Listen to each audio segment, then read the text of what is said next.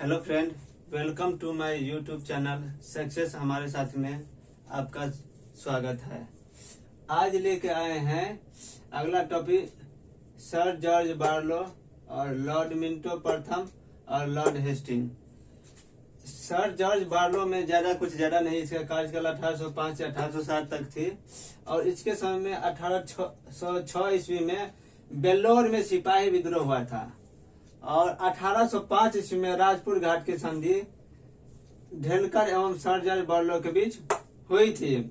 इसके बाद Lord Minto प्रथम, जिसका कार्यकाल 31 जुलाई 1807 से 4 अक्टूबर 1813 ईस्वी तक रहा। इसके समय में अमृतसर की संधि 25 अप्रैल 1809 ईस्वी में महाराजा रंजीत सिंह एवं लॉर्ड मिंटो प्रथम के मध्य हुई थी, जिसकी मध्यस्थता मतलब बीच का, दोनों आदमी के जोड़ने के कड़ी जो बीच का होता है, चार्ल्स मेटकॉफ की थी। लॉर्ड हेस्टिंग का जो कार्यकाल था वो 4 अक्टूबर 1813 से लेकर 9 जनवरी 1823 ईस्वी तक थी। अब इसके समय में जो हुई थी वो हेस्टिंग ने भारत में राजनीतिक सर्वश्रेष्ठता स्थापित की थी। जो इसकी महत्वपूर्ण घटना इसके समय में थी वो आंग्ल नेपाल युद्ध हुई थी, जो 1814 से 1816 ईस्वी तक हुई थी। इसके बाद पिंडारियों का दमन किया था, मराठों की शक्ति को कुचला था, उत्तर भारत के राजपूत सियासतों को कंपनी के अधीन लाना, मुगल सम्राट के साथ संबंध, लॉर्ड हेस्टिंग के प्रशासनिक सुधार, ये सब देखेंगे। लॉर्ड हेस्टिंग में ये दोनों का था, मतलब सर जॉर्ज बार्लो और लॉर्ड मिंटो, इसका इतना ही था, इससे ज्यादा नहीं। और इसके बारे में आगे जानते हैं। आगे चलते हैं। आंग्ल नेपाल युद्ध, पहला आंग्ल नेपाल युद्ध है। अंग्रेज और नेपाल के गोरखों के बीच मुठभेड़ की शुरुआत 1814 ईस्वी में उस समय हुई जब गोरखों ने बटवार जिलों में की 3 पुलिस चौकियों पर आक्रमण कर दिया। बटवार जिला के 3 पुलिस चौकियों पर आक्रमण कर दिया गोरखों ने, यहाँ पे अंग्रेजों का पुलिस चौकी था वहां पे। और 1814 ईस्वी में हुई इस मुठभेड़ में पूर्णतः असफल रहा। फिर 1814-15 ईस्वी में दूसरी बार जनरल गिलिस्पाई के नेतृत्व में गोरखों के अधिपत्य वाले कालंग दुर्ग पर आक्रमण के दौरान गिलिस्पाई मारा गया। जो 1814 में दूसरी बार जनरल गिलिस्पाई ने गोरखों के अधिपत्य को कालंग दुर्ग पर आक्रमण किया था। इसके बाद कर्नल निकोलस और गार्डनर ने अप्रैल 1815 ईस्वी में कुमायूं की पहाड़ियों में स्थित अल्मोड़ा नगर उस पर है। इस बार अंग्रेजों ने विजय प्राप्त कर लिया। किसके नेतृत्व में? कर्नल निकोलस और गार्डनर अप्रैल 1815 में आक्रमण किया था इसी अल्मोड़ा नगर पर। जनरल आफ्टर लोनी ने मालाव नगर नेपाल का क्षेत्र था, जो अमर सिंह थापा से मई 1815 ईस्वी में उसके छीन लिया। अब गोरखा अंग्रेजों से जब पूरी तरह परास्त हो गए तो दोनों के बीच सगौली की संधि हुई। क्वेश्चन आ सकता है कि सगौली की संधि कब हुई, किस किस के बीच हुई? तो अमर सिंह थापा और गोरखों के बीच, अमर सिंह थापा और अंग्रेजों के बीच। इसमें शर्त था संधि की, सगौली की संधि 1816 ईस्वी में हुई थी अंग्रेज और गोरखों के बीच। जो वहां के शासक अमर सिंह थापा थे, उस दोनों के शर्त था कि काठमांडू में एक ब्रिटिश रेजिमेंट रखना स्वीकार कर लिया। जो अंग्रेजों का जो शर्त था कि काठमांडू में एक ब्रिटिश रेजिमेंट रखना स्वीकार कर लिया।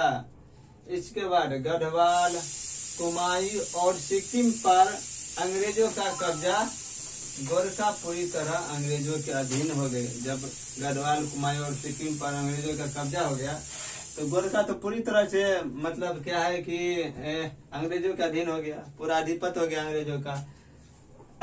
इसके बाद क्या कहता है, लॉर्ड हेस्टिंग के काल से ही अंग्रेजी सेना में भर्ती शुरू हो गया, जो आज तक जारी है। अब लॉर्ड हेस्टिंग के समय गोरखा को अंग्रेजी सेना में शामिल करने लगा। जो जिस क्वेश्चन आ सकता है कि किसके समय में गोरखों को अंग्रेजी सेना में शामिल करने लगा था, लॉर्ड हेस्टिंग के समय में। इसके बाद 1857 के महाविद्रोह में गोरखा अंग्रेजों के राज भाग से बने रहे। अब 1857 का जो क्रांति हुआ था उसमें गोरखा जो था वो अंग्रेजों का पूर्णतः साथ दिया, पूरा दिल से, तन से, मन से। नहीं तो थोड़ा बहुत तो आशा था। वैसे भी 1857 का जो विद्रोह हुआ वो एक साथ नहीं हुआ, एकजुटता, केंद्रीयकरण नहीं रहा, जगह जगह पर हुआ, इसलिए पूर्ण रूप से सफलता नहीं मिली। तब पर भी उसको आगाज कहा जा सकता है। आगे दूसरा है पिंडारियों का दमन। पिंडारी केवल लूटमार करने वाले लोग थे। पिंडारी जो थे वो क्या करते थे, रास्ते में जंगल में जो यात्री जाते आते थे उसको छीन लेते थे, लूटमार करते थे। जो सामान, गहने, सोना चांदी जो भी ले जाते थे, अन्य सामान सब छीन लेते थे। जो लूटमार के मल्हार राव होलकर ने उन्हें एक सुनहरा झंडा भी दिया था। मल्हार राव होलकर ने उसे एक सुनहरा झंडा भी दिया था। 1794 ईस्वी में सिंधिया ने नर्मदा घाटी में कुछ जागीरें भी दी थी, लेकिन ये अपनी आदत से मजबूर लूटमार करते रहे, यहाँ तक कि मराठा क्षेत्र भी लूटमार करते रहे। अब जिसको आदत रहेगा वही आदत ना है, उस आदत कभी छूटता है क्या? उसको तो आदत हो गया है लूटमार करने का, तो वो लूटमार उसको कितना, कुत्ता को कितना भी घी पिलाओगे तो उसको हजम होगा? नहीं होगा ना। वैसे ही उसका भी आदत था, नहीं छूटा था। मराठा क्षेत्र में भी लूटमार करने लगते थे। उसको नर्मदा घाटी में सिंधिया ने एक जागीर भी दी थी, लेकिन ये अपनी आदत से मजबूर थे और क्या कहते, लूटमार करते थे। मराठा क्षेत्र तक भी लूट करते थे। 19वीं शताब्दी में पिंडारियों के 3 नेता प्रमुख रहे थे, चीतू, वासिल मोहम्मद, करीम खां, ये 3 वो थे। लॉर्ड हेस्टिंग ने 1818 ईस्वी में उसे दमन करने की एक संगठित योजना बनाई। अब लॉर्ड हेस्टिंग था जो उस समय के गवर्नर जनरल, उसने एक योजना बनाई कि इसको कैसे दमन किया जाए, खत्म किया जाए, मारा जाए। तो पिंडारियों के दमन करने हेतु सेना की 2 टुकड़ी तैयार की। एक टुकड़ी कमान खुद संभाला, 2 टुकड़ी बनाई, उसमें एक खुद संभाला और दूसरी टुकड़ी को थॉमस हिस्लॉप के नेतृत्व में संगठित किया। हिस्लॉप 1818 ईस्वी में पिंडारियों का पूरी तरह दमन कर दिया गया। पिंडारी नेता करीम खान ने जनरल मेलकम के समक्ष आत्मसमर्पण कर दिया और गोरखपुर जिले में छोटी सी जागीरें दे दी गई। वो जो गोरखपुर में जाके बस गए, वो अपना आत्मसमर्पण कर दिए कि मैं अब नहीं करूंगा। तो उसको गोरखपुर के निकट एक जागीर दे दी गई और वो अपना जिंदगी जीने लगे। लेकिन चीतू अंग्रेजों के पकड़ में नहीं आया और इधर उधर भटकते रहे। उसी दौरान एक जंगल में शेर का शिकार बन गए। वो पकड़ में नहीं, भाग जाए, जंगल में घूमते फिरते कहीं घने जंगल में चले गए जहाँ शेर रहते होंगे, वहां पे शेर ने उसको खा लिया, शिकार बन गए, मतलब शेर का खा पी गए उसको।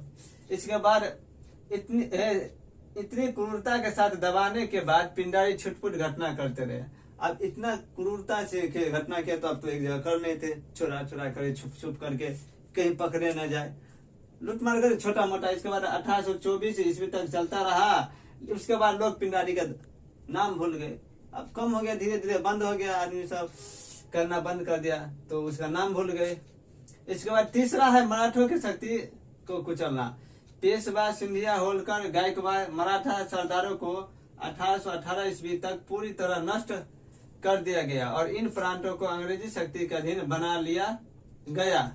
इसका जो मतलब मराठों के साथ सिंधिया होलकर जो युद्ध हुआ था उसका हम मतलब एक अलग से है ना, मतलब इसको क्या कहते एक्सप्लेन करेंगे, युद्ध को अलग से पढ़ेंगे जो क्या क्या हुआ पेशवा मराठा के साथ, गायकवाड़ होलकर के साथ। इसके बाद पेशवा बाजीराव द्वितीय को 18 लाख रुपये वार्षिक पेंशन देकर कानपुर के निकट बिठूर के स्थान पर भेज दिया गया। पेशवा बाजीराव द्वितीय को 18 लाख रुपए की वार्षिक पेंशन देकर कानपुर के निकट बिठूर के स्थान पर भेज दिया गया। जाइए आप वहां पे बसिए और पूरा कब्जा कर लिया गया, मतलब क्षेत्र था वो अंग्रेजों का अधिपत्य हो गया। चलिए ठीक, चलिए उत्तर भारत के राजपूती रियासतों को कंपनी के अधीन लाना, ये चौथा है। इसमें दिल्ली में ब्रिटिश रेजिमेंट चार्ल्स मेडकॉफ को राजस्थान के 3 बड़े राज्यों जोधपुर, जयपुर, उदयपुर से संधि करने की जिम्मेदारी दी गई थी।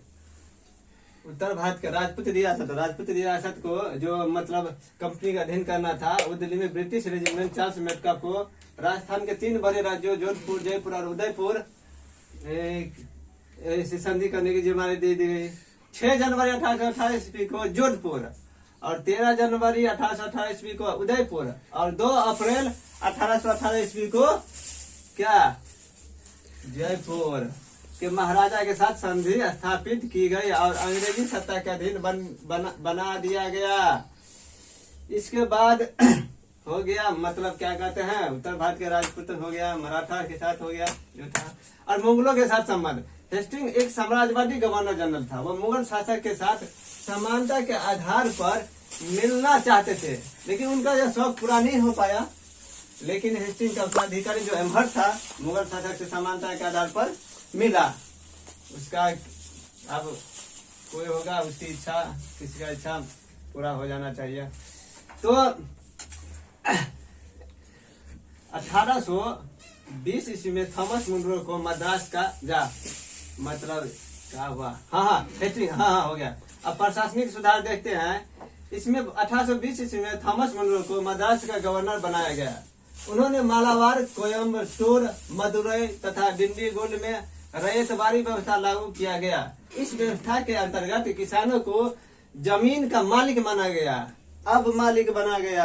अस्थायी बंदोबस्त हुआ था, रैयतवारी अलग है। इसके बाद एक और पढ़ेंगे, इसको अलग अलग से डिफाइन करेंगे, किसने में कितना प्रतिशत देना था, क्या कहते हैं जमींदार को कितना प्रतिशत देना था, कंपनी को, इसको अलग से पढ़ेंगे।